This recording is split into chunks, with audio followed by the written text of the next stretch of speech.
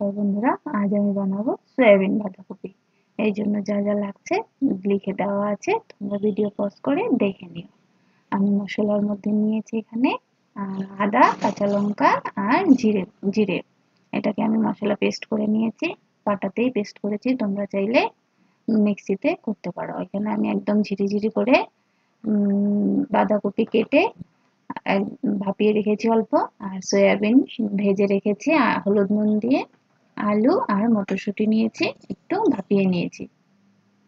এখানে আমি সম্বারের জন্য নিয়েছি গোটা জিরে, তেজপাতা আর নিয়েছি লবঙ্গ দুটো এলাচ, দুটো দারচিনির টুকরা। এখন তেল দিয়ে আমি সম্বারটা দিয়ে দিয়েছি। এখন দিয়ে দিয়েছি বাঁধাকপি, ভাপিয়ে রাখা বাঁধাকপি। এটা যতটা ঝিরি কাটা যায় ততটা কেটে নেবে। আমি যতটুকু পেরেছি কেটেছি। এর থেকে যদি ঝিরি তোমরা পারো নিশ্চয়ই কাটবে আর আমাকে জানাবে। এখানে আমি ভাপানো মটরশুঁটিটাও দিয়ে দিলাম, আর সঙ্গে দিয়ে দিলাম ভাপানো আলু,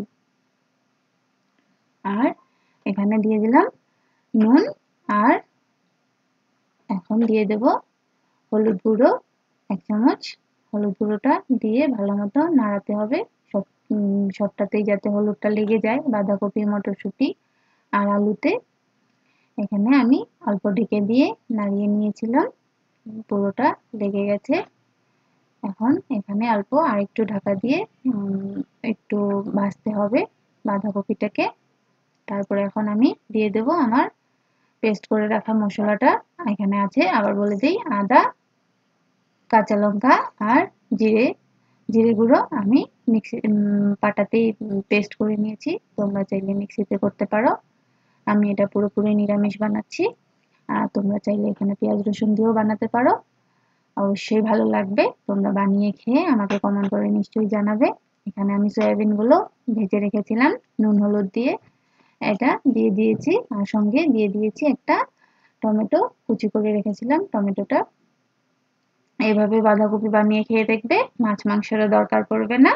অনেকটাই অপূর্ব লাগে খেতে, একদম নিমিষেই ভাত শেষ হয়ে যাবে। দেখবে খুবই অসাধারণ লাগে খেতে। নিরামিষের দিন তো একদম সত্যি, নিরামিষের দিনও বলবে না মাছ মাংসের দরকারই নেই, কোনো কিছুর দরকার নেই। একদম বাঁধাকপি হয়ে গেলে, বাঁধাকপির এভাবে সয়াবিন বাঁধাকপি হয়ে গেলে আর কোনো কিছুই দরকার পড়ে না। এভাবে বানিয়ে খেয়ে দেখবে, আর আমাকে নিশ্চয়ই জানাবে কেমন লাগলো। আর আমার ভিডিও ভালো লাগলে লাইক শেয়ার করবে, আর আমার চ্যানেলটাকে সাবস্ক্রাইব করে দেবে।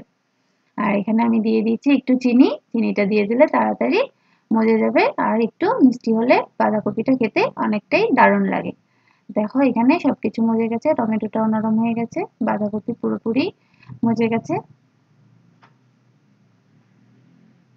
অল্প ভালো মতো নাড়াতে হবে, ভালো মতো নাড়িয়ে একদম মিক্স করে নিতে হবে। দেখো এখানে পুরোপুরি হয়ে গেছে। এখানে আমি দিয়ে দিয়েছি 1 চামচ গরম মশলা গুঁড়ো। এখানে গরম মশলা গুঁড়ো আমি নিজেই ঘরে করেছি, তোমাদের একদিন দেখিয়ে দেবো কি কি দিয়ে করেছি। এই গরম মশলাটা অনেক কিছুতেই চলে, তোমরা বিরিয়ানিতেও দিতে পারো, মাংসতে দিতে পারো, সবকিছুতেই দিতে পারো। এই গরম মশলাটা আমি একদিন দেখিয়ে দেবো কি কি দিয়েছি। এখানে আর একটু দিয়ে দিলাম লাস্ট, একদম ফিনিশিং টাচ, 1 চামচ ঘি দিয়ে নামিয়ে নিলেই হয়ে গেল সয়াবিন বাঁধাকপি। দেখতে এরকম করে বানিয়ে খেয়ে দেখবে, আর আমাকে নিশ্চয়ই জানাবে কেমন লেগেছে। আমি একদম গ্যাস অফ করে দিয়েছি। এখন এভাবে নামিয়ে নিলেই হয়ে গেল সয়াবিন বাঁধাকপি। দেখতে কি সুন্দর হয়েছে, দারুণ হয়েছে। দেখো আমাদেরও খুবই দারুণ লেগেছিল। নমস্কার বন্ধুরা, আমার চ্যানেলটাকে প্লিজ সাবস্ক্রাইব করে দিও।